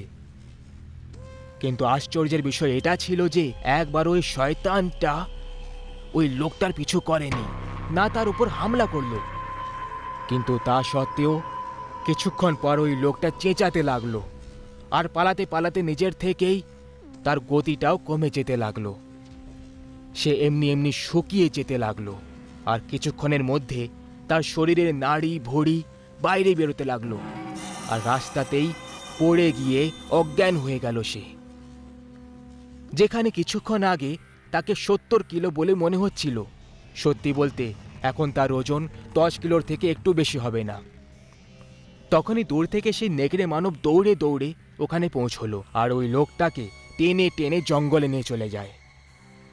আমি আরও একটা জিনিস দেখলাম, ওই লোকটাকে টানতে টানতে যখন ওই নেকড়ে মানব জঙ্গলে নিয়ে যাচ্ছিল, তখন তার সাথে কয়েক লোকও ছিল যারা একেবারে শুকনো আর মারাত্মক দেখাচ্ছিল। তারা আমার থেকে দূরে চলে যাচ্ছিল, কিন্তু ক্রমাগত আমার দিকেই তাকিয়ে রয়েছিল। সময় খারাপ ছিল, কিন্তু ভাগ্যটা ভালো। ওই খনি বৃষ্টি একটা সময় পরে থেমে গেল। তখন কোথাও গিয়ে আমি একটু শান্তিতে নিঃশ্বাস নিলাম, কারণ এতক্ষণ আমার সাহস আর মেনে গেছিল। আমি বাড়ি পৌঁছলাম তখন ঘড়িতে রাত 8টা বাজে। বকা তো খুব খেলাম, কিন্তু সত্যি বলবো যে আজকের এই ঘটিত ঘটনা সেই সময় বলাটা ঠিক মনে হচ্ছিল না। পরের দিন আমার বন্ধু সুমনের বাড়ি গেলাম আমার সাথে ঘটা এই গল্প বলতে। সুমন, সুমন, বাইরে আয়, তোর সাথে কিছু কথা আছে। আমার ডাক দেওয়ার কিছুক্ষণ পরে সুমনের বাড়ি থেকে একটা বুড়ি মহিলা বেরিয়ে আসে। কে বাবা তুমি? কার সাথে দেখা করতে চাও? আমি জবাব দিলাম, সুমন। এটা শোনার পর ওই বুড়ি মহিলার চোখে জল চলে এলো। সুমন, চলে যাও। সুমন এখন তোমার সঙ্গে কখনো দেখা করবে না, যাও। কি? কিন্তু কেন? কারণ কাল ওই অভাগা বৃষ্টি আমার সুমনের প্রাণ কেড়ে নিয়েছে, গিলে নিয়েছে আমার নাতিকে ওই অভাগা বৃষ্টি। এখন আমি একটু একটু এই জিনিসটাকে রিলেট করতে পারছিলাম, কারণ কাল বৃষ্টি শুরু হওয়ার কিছু সময় আগে বেরিয়ে চলে গেছিল। আমি গভীর চিন্তায় ডুবে গেলাম আর ওনাকে ওই খুনি বৃষ্টির সত্যিটা জিজ্ঞেস করলাম। ঠাম্মা, আচ্ছা এই গ্রামে বৃষ্টির রং লাল কেন হয়? বৃষ্টির জলের সঙ্গে কি পড়ে? এই অভাগা গ্রামটা গত 150 বছর ধরে অভিশপ্ত। কথায় বলে এক সময় এই গ্রামে হঠাৎ এক দুর্ভিক্ষ হয়েছিল, যেখানে বৃষ্টি ঠিক সময় না হওয়ার কারণে এই গ্রামের অনেক কৃষকরা আত্মহত্যা করেছিল। আর তখন একটা অভাগা কালের আগমন হলো। এই গ্রামের থেকে এক পুরনো শত্রুতা থাকার জন্য একটা তান্ত্রিক তার চাকর, যে একটা শিষ্য ছিল, তাকে মানবের ছদ্মবেশে এখানে পাঠায়, যে মানুষদের শরীর থেকে রক্ত উধাও করে দিত।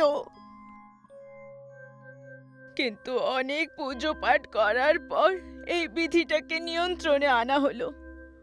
আর শেষে এটা ঠিক হলো যে এই গ্রামে কখনো এমন বৃষ্টি হবে না যে সময় কোনো কাজ করা সম্ভব।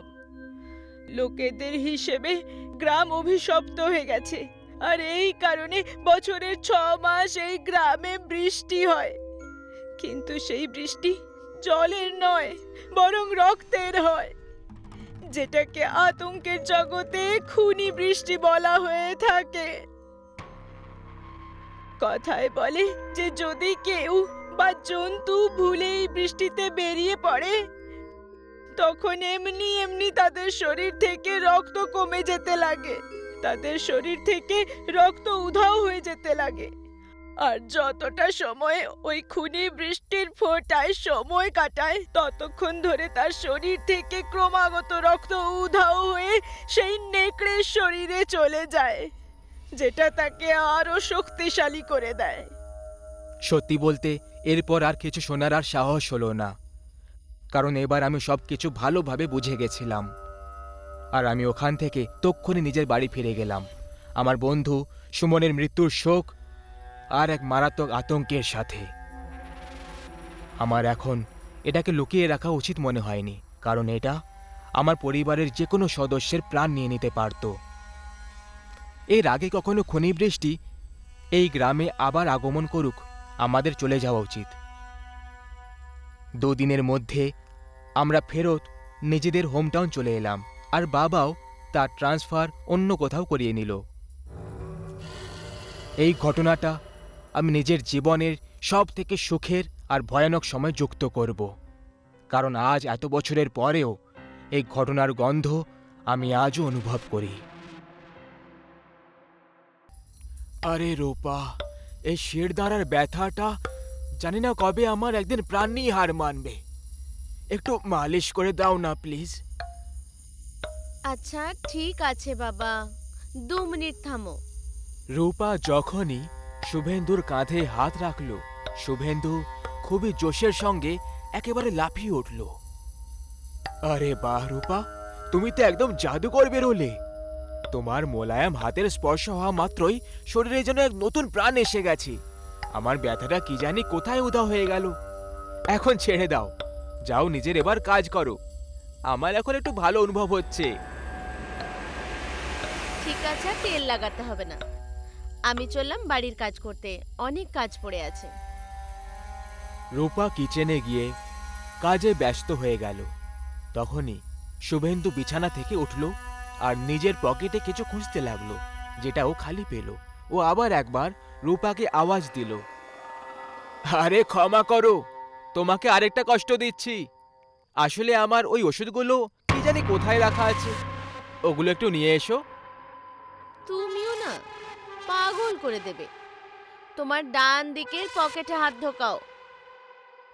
শুভেন্দু যখনই ওর ডান দিকের পকেটে হাত ঢোকালো, সেখানে ও নিজের ওষুধগুলো পেয়ে গেল।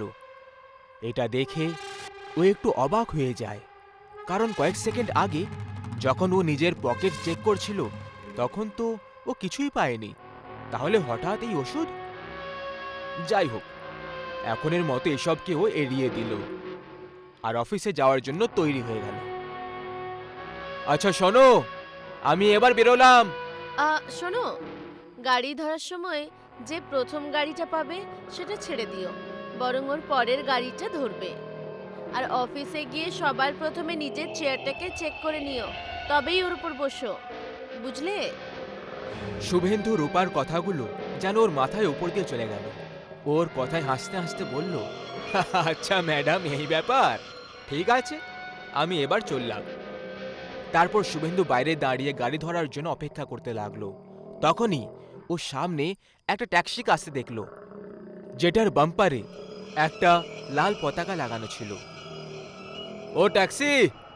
কিন্তু এক মিনিট, আমি এটা ধরবো নাকি ছেড়ে দেব? রূপা প্রথম গাড়িটা ধরতে মানা করেছিল, কিন্তু ছাড়ো, রূপাও এমনই মজা করেছিল হয়তো। শুভেন্দু এত কিছু সব ভেবেই ওই ট্যাক্সিটাকে থামানোর সিদ্ধান্ত করে নিল, কিন্তু এর আগে ও তাকে হাত দেখিয়ে থামাতে পারত। ওই ট্যাক্সিটা ঠিক ওর সামনে দিয়ে পার হয়ে গেল। ওফো, এ তো চলে গেল। এখন দ্বিতীয় গাড়ির অপেক্ষা করতে হবে। কয়েক মিনিট পরে ও পরের ট্যাক্সিটা আসতে দেখতে পেয়ে গেল। ও তক্ষুনি হাত দেখিয়ে দিল আর তারপর গাড়িতে বসে পড়ল। কিছুটা দূরত্ব পার হয়ে যাওয়ার পর হঠাৎ করে ড্রাইভার গাড়ি থামিয়ে বলে উঠল, আরে সাহেব, সামনে তো খুব ভিড়, মনে হচ্ছে কারো অ্যাক্সিডেন্ট হয়ে গেছে। শুভেন্দু বেরিয়ে যখন দেখল তখন ওর হুঁশ উড়ে গেল। এই অ্যাক্সিডেন্ট ওই প্রথম ট্যাক্সিটারই ছিল, যেটা শুভেন্দু ছেড়ে দিয়েছিল। ও ওই ট্যাক্সিতে লাগানো ওই লাল পতাকাটা খুব ভালোভাবে চিনতে পারছিল। শুভেন্দু নিজেকে খুব ভাগ্যবান বলে মনে করছিল, যে কারণে আজকে কোনো রকমে ওর প্রাণ বেঁচে গেল। যাই হোক, এরপরেও অন্য রাস্তা দিয়ে অফিসে যাওয়ার জন্য বেরিয়ে পড়ল। সন্ধেবেলায় ও ক্লান্ত হয়ে অফিস থেকে বাড়িতে ফিরে এলো। কি হয়েছে গো? কেমন কাটলো আজকের দিনটা? আরে রূপা, তুমি? আজকে তোমার কথাটা আমার প্রাণ বাঁচিয়ে দিয়েছে। আমার কথা? কি বলতে চাইছো? হ্যাঁ, সেটাই, ট্যাক্সির কথাটা, যেটা তুমি বলেছিলে যে প্রথম ট্যাক্সিটা ধরবে না, বিপদ হবে, সেটাই হয়েছে। যখনই আমি অন্য ট্যাক্সিতে বসে আগে এগোলাম, আমি দেখলাম ওই প্রথম ট্যাক্সিটার একটা ভয়ঙ্কর অ্যাক্সিডেন্ট হয়ে গেছে। সত্যি গো, সমাপতনও আজকাল কেমন কেমন ভাবে ঘটছে। আচ্ছা শোনো, আমি অফিসের কাজে এক সপ্তাহের জন্য বাইরে যাচ্ছি, তুমি আমার ব্যাগ প্যাক করে দিও। সোজা সোজা ভাবে কেন বলছো না? ওই কালমুখীটার সাথে মজা করার জন্য যাচ্ছ? ফিরে এসো, তারপর মজা দেখাবে। কি কি বললে তুমি? না না, কিছুই বলিনি তো। পরের দিন শুভেন্দু সকাল সকাল নিজের কাজের জন্য বেরিয়ে পড়ল, আর এদিকে রূপা বাড়িতে একদম একা হয়ে যায়। এদিকে শুভেন্দু সড়ক পার করছিল তখন, আর প্রত্যেকটা পা ফেলার সাথে সাথে ওর আনন্দ দ্বিগুণ হয়ে চলেছিল। বাহ, কি দারুণ ভাগ্য আমার! এক্ষুনি সোনালীকে ফোন করে ইনফর্ম করে দিই যে আমি বেরিয়ে পড়েছি। এক সপ্তাহ ওই সুন্দরী রূপসীর সঙ্গে খুব আনন্দ করব। শুভেন্দু অফিস স্টাফ সোনালীর সঙ্গে নিজের ট্রাভেল প্ল্যান করছিল, যেখানে ওর মনে অনেক ধরনের আনন্দের ঝর্ণা বয়ে চলেছিল।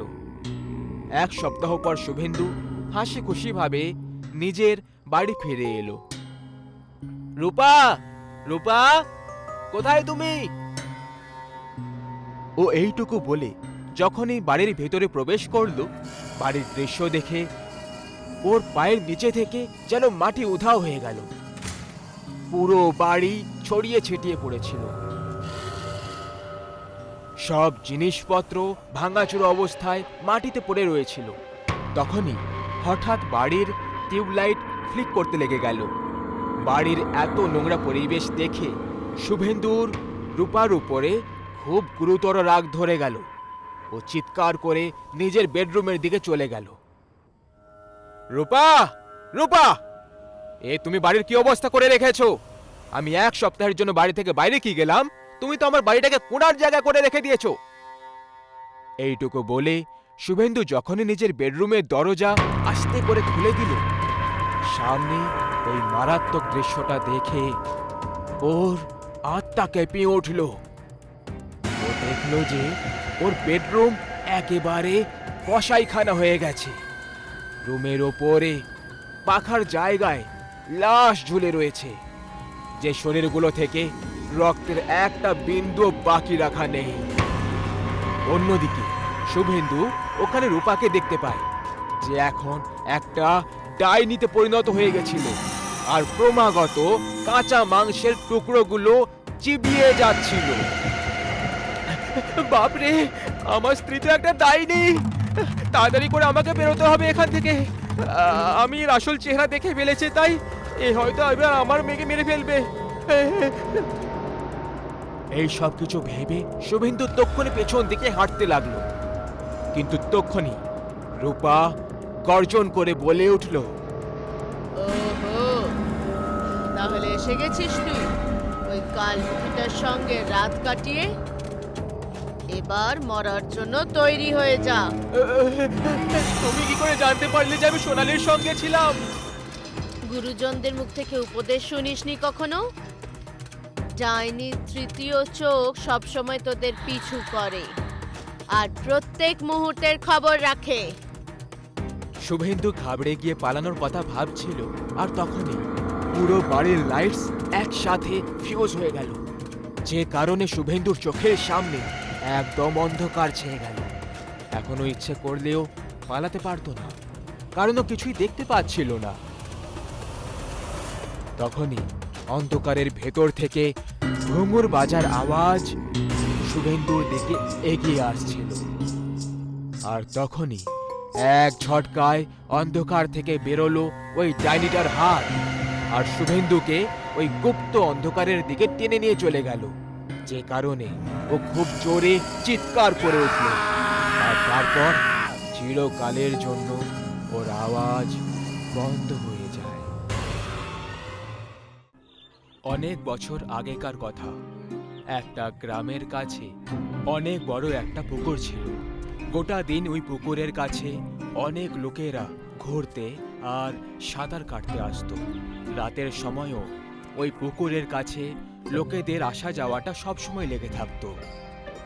এইভাবেই পূর্ণিমার এক রাতে চাঁদের আলো পুকুরের জলে চমকাচ্ছিল, তখন পুকুরের কাছে অনেক লোক উপস্থিত ছিল।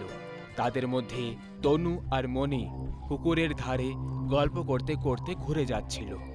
কথা বলতে বলতে তনুর পা পিছলে যায়, তনু পুকুরে পড়ে যায়। ও সাঁতার কাটতে জানতো না। মণি সাহায্যের জন্য চিৎকার করতে লাগলো, বাঁচাও, বাঁচাও, ওকে কেউ! শোনো, ওকে কেউ বাঁচাও, সাঁতার কাটতে জানে না। তনু আর মনির আওয়াজ শুনে ওখানের সব লোকেরা পুকুরের কাছে এসে জমা হয়ে যায়, কিন্তু রাতের সময় হওয়ার কারণে সবাই জলে নামতে ভয় পাচ্ছিল। তনু ডুবতে লেগেছিল, সবাই শুধু দেখেই যাচ্ছিল। তনু জল থেকে রেগে বলতে লাগলো, আজকে আমাকে বাঁচানোর জন্য কেউ এলে না, ঠিক আছে, কিন্তু একটা কথা মনে রেখো, মরে যাওয়ার পর যার যার ছায়া এই পুকুরের জলে পড়বে তাদের সবাইকে এই জলে প্রাণ হারাতে হবে। তনু জোরে জোরে চিৎকার করতে শুরু করলো, আর ওর আশেপাশে জলের একটা ঘূর্ণিঝড় তৈরি হতে লাগলো। সবাই ভয় পেয়ে পেছনে সরতে লাগলো।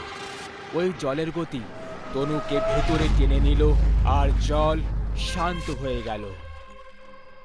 সবাই কি হয়েছে এটা জানার জন্য আস্তে আস্তে পুকুরের দিকে এগিয়ে যাচ্ছিল। আর তক্ষুনি পুকুর থেকে চিৎকারের আওয়াজ এলো। মনে রেখো, ছায়া। সবাই ভয় পেয়ে গ্রামে পালিয়ে যায়, আর সেই রাত থেকে পুকুরের কাছে লোকেরা আসা যাওয়া বন্ধ করে দিল। তারপর পুকুরের সব শোভা হারিয়ে গেল, আর ওটা একটা ভুতুড়ে জায়গা হয়ে গেল। ওই পুকুরের কিছু দূরে গ্রামে যাওয়ার একটা কাঁচা রাস্তা ছিল। সবাই ওখান থেকেও যাতায়াত করতে ভয় পেতে লাগলো। এক রাতে মহেশ আর আবির বাইক থেকে গ্রামের দিকে যাচ্ছিল। মহেশ বাইক চালাচ্ছিল, কিন্তু যেতে যেতে ও পুকুরের রাস্তায় এসে থেমে যায়।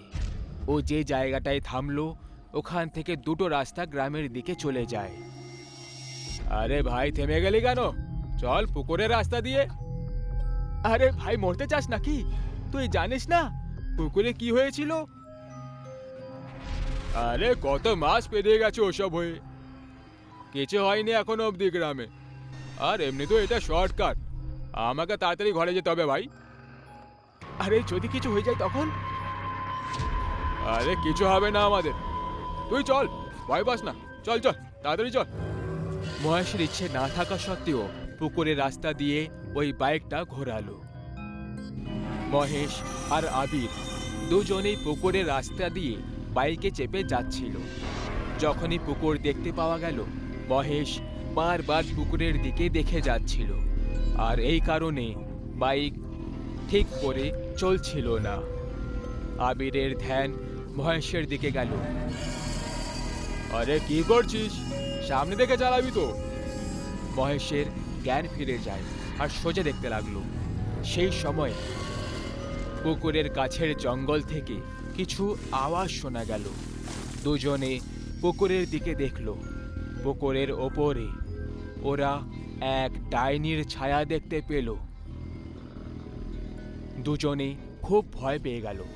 মহেশও খুব ভয় পেয়ে যায় আর বাইক তাড়াতাড়ি চালাতে শুরু করলো। আর ও বারবার ওই ছায়াটার দিকে দেখে যাচ্ছিল। গতি আর মহেশের অন্যমনস্ক হওয়ার কারণে বাইকের সন্তুলন খারাপ হয়ে যায়, আর ওরা পড়ে যায়, আর পুকুরে পড়তে পড়তে বেঁচে যায়। দুজনেই পুকুরের ধারে এসে থেমে যায়, আর ওদের ছায়া জলের ওপর পড়ে যায়। পুকুরে নড়চড় শুরু হয়ে গেল। দুজনে পুকুরে দেখলো, তখন ওরা নিজেদের ছায়ার সাথে সাথে একটা ডাইনির ছায়াও দেখতে পাচ্ছিল।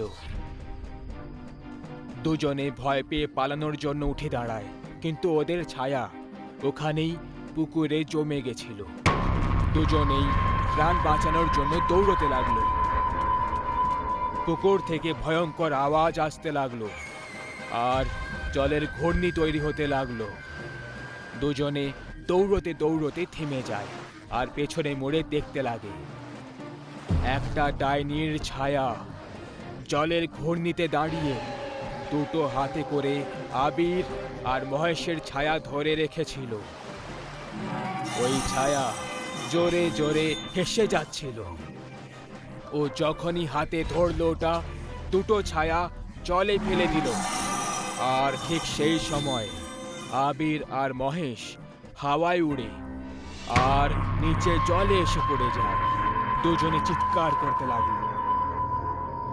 আমি বলেছিলাম না, যদি কারো ছায়া এই জলে পড়ে তাহলে তাকে নিজের প্রাণ দিতে হবে। এবার তোমরা দুজন তৈরি হয়ে যাও নিজেদের প্রাণ দেওয়ার জন্য।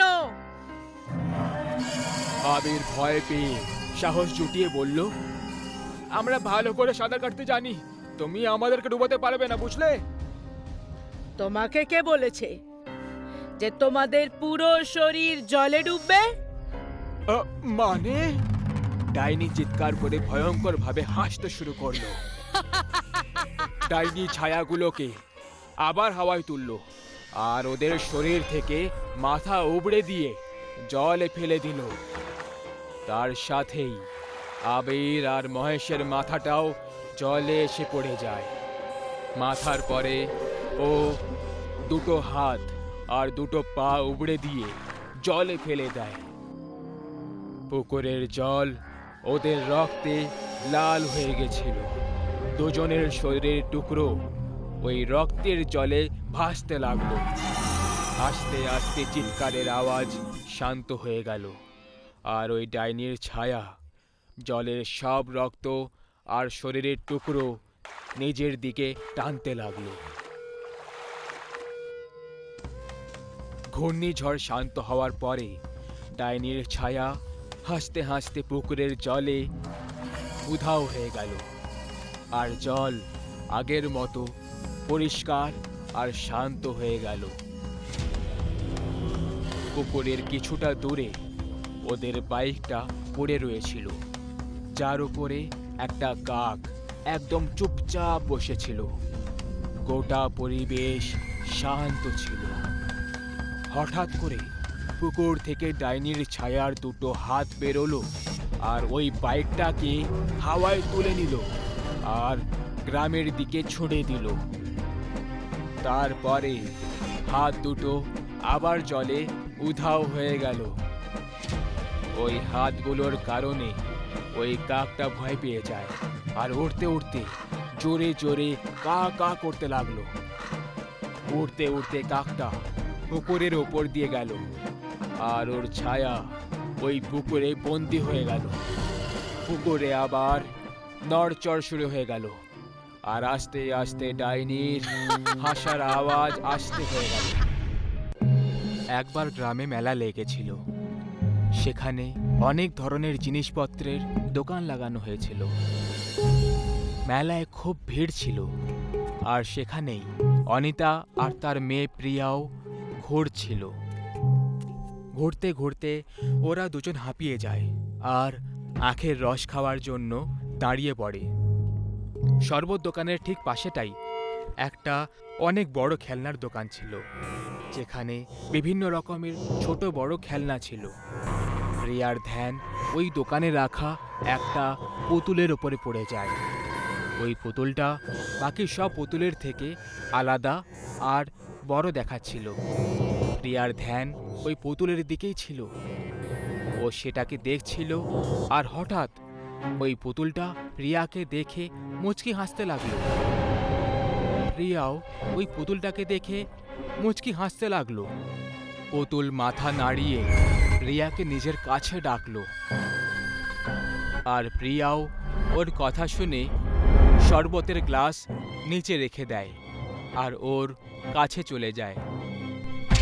প্রিয়া পুতুলটাকে হাতে তুলল আর তাকে আদর করতে লাগলো। প্রিয়াকে নিজের কাছে না দেখতে পেয়ে অনিতা ভয় পেয়ে গেল। প্রিয়া, প্রিয়া, প্রিয়া, কোথায় গেলি তুই? প্রিয়া! অনিতার আওয়াজ শুনে প্রিয়া খেলনার দোকান থেকে সাড়া দিল। মা, আমি এখানে। অনিতা দৌড়ে দৌড়ে ওই দোকানে গেল। কত ভয় পেয়ে গেছিলাম আমি। এখানে কি করছিস তুই? মা, এই পুতুলটা দেখো না, কি সুন্দর লাগছে। এ আমার দিকে দেখে মুচকি হাসছিল আর আমাকে নিজের কাছে ডাকছিল। আমার এটা চাই। অনিতা পুতুলের দিকে দেখল, তখন ওর চেহারা একেবারে নির্বিকার ছিল। তারপর সে মুচকি হেসে প্রিয়ার দিকে দেখল আর বলল, ঠিক আছে, নিয়ে নিচ্ছি। প্রিয়া এটা শুনে খুব খুশি হয়ে গেল আর ও ওই পুতুলটাকে নিজের বুকে জড়িয়ে নিল। দাদা, এই পুতুলটার কত হলো? ওকে 50 টাকা। অনিতা তাকে টাকা দিল আর দুজন ওই দোকান থেকে বেরিয়ে পড়ল। পুতুল আবার হাসতে লাগলো, কিন্তু এইবারে ওর হাসি একটু ভয়ঙ্কর লাগছিল। অনিতা আর প্রিয়া নিজের বাড়ি পৌঁছয়। বাড়ি পৌঁছতেই প্রিয়া পুতুলের সঙ্গে খেলতে শুরু করে দিল। প্রিয়া, আমি তোকে কি বলেছিলাম? আগে পড়া পুরো করে নে, তারপর পুতুল নিয়ে খেলবি। চল, রেখে দে ওই পুতুলটাকে আর গিয়ে পড়া পুরো কর। প্রিয়া মন খারাপ করে পুতুলটাকে এক জায়গায় রাখলো আর বই আনার জন্য অন্য ঘরে চলে গেল। প্রিয়ার যাওয়ার পরে পুতুল নিজের মাথাটা অনিতার দিকে ঘোরালো আর রাগের চোখে তাকে দেখতে লাগলো। পুতুলের চোখ লাল হয়ে যাচ্ছিল, যেন ওর চোখে রক্ত উঠে এসেছে। প্রিয়াকে আসতে দেখে পুতুল আবার শান্ত হয়ে গেল। রাতে আমি এই পুতুলটার সাথেই খেলবো। ঠিক আছে, এবার তাড়াতাড়ি পড়ে নে। রাত হয়ে গেছিল আর প্রিয়ার বাবা রঞ্জিত নিজের কাজ থেকে ফিরে চলে আসে। বাবাকে আসতে দেখে প্রিয়া পড়া বন্ধ করে দেয় আর তাকে পুতুলটা দেখাতে লাগলো। বাবা, এই দেখো, আমি একটা নতুন পুতুল কিনেছি। রঞ্জিত ওই পুতুলটা দেখে খুব রেগে গেল আর অনিতাকে আওয়াজ দিতে লাগলো, অনিতা, অনিতা, বাইরে এসো। অনিতা দৌড়ে দৌড়ে বাইরে এলো। কি হয়েছে? কি হয়েছে? এরকম বাজে জিনিসে টাকা খরচ করার কি দরকার ছিল তোমার? টাকা কি গাছে ফলে নাকি? রঞ্জিত রেগে গিয়ে ওই পুতুলটা জোরে ছুঁড়ে দিল আর এই কারণে ওই পুতুলটার মাথা ভেঙে গেল। দুজনকে ঝগড়া করতে দেখে প্রিয়া কাঁদতে লাগলো আর দৌড়ে পুতুলের কাছে চলে গেল। ভাঙাচোরা পুতুলটাকে নিয়ে প্রিয়া নিজের ঘরে চলে গেল আর অনেকক্ষণ ধরে কাঁদতে থাকলো।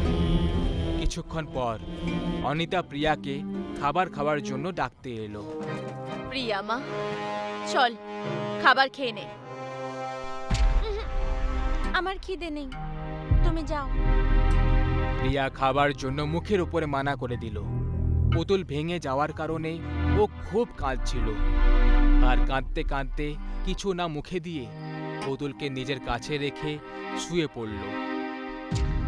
মাঝরাত পেরিয়ে গিয়েছিল। অনিতা আর রঞ্জিত নিজেদের ঘরে ঘুমোচ্ছিল। প্রিয়াও একেবারে গভীর ঘুমে শুয়েছিল। হঠাৎ করে পুতুলের চোখ চমকাতে লাগলো আর আবার লাল হয়ে গেল। সে আস্তে করে প্রিয়ার হাত থেকে বাইরে চলে এলো আর নিজের থেকেই চলতে লাগলো। ওর ভেঙে যাওয়া মাথাটা ওর নিজের হাতে ধরে রেখেছিল।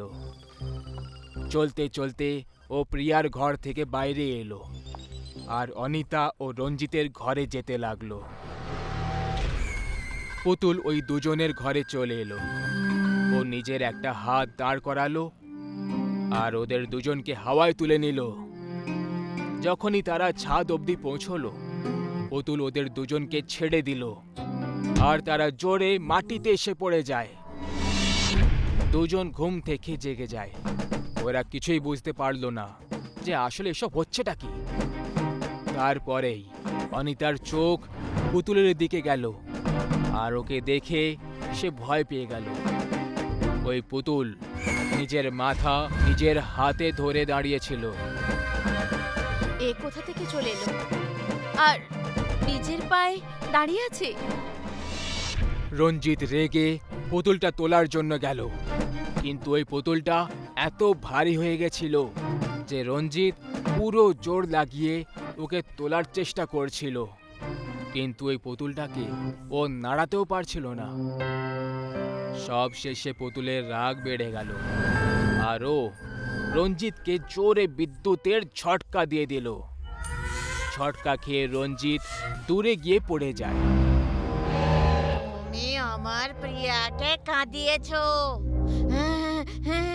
এখন আমি তোমাকে আর ছাড়বো না। পুতুলটা রঞ্জিতের ছাতিতে ঝাঁপ দিয়ে দিল। পুতুলের ভার রঞ্জিত সইতে পারছিল না। ও রঞ্জিতের ছাতিতে নিজের পা মারতে লাগলো। যখন যখন পুতুলের মার বাড়তে লাগলো, রঞ্জিতের মুখ আর নাক থেকে রক্ত বেরোতে লাগলো। আর কিছুক্ষণের মধ্যেই রঞ্জিতের মৃত্যু হয়ে গেল। অনিতা মৃত্যুর এই সব দৃশ্য একটা কোণে কাঁদতে কাঁদতে দেখছিল।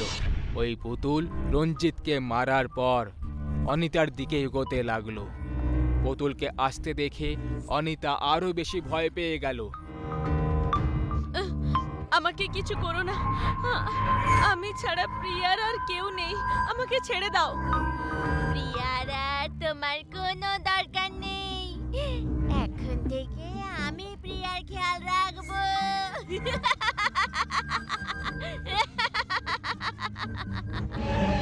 পুতুল নিজের হাতে বিদ্যুৎ বের করে অনিতার উপরে ছুঁড়তে লাগলো। ওই বিদ্যুতের ছটকা অনিতা সহ্য করতে পারল না, আর ও ওখানেই দম ছেড়ে দিল। দুজনকে মারার পর ও আবার প্রিয়ার কাছে গিয়ে ঘুমিয়ে পড়ল।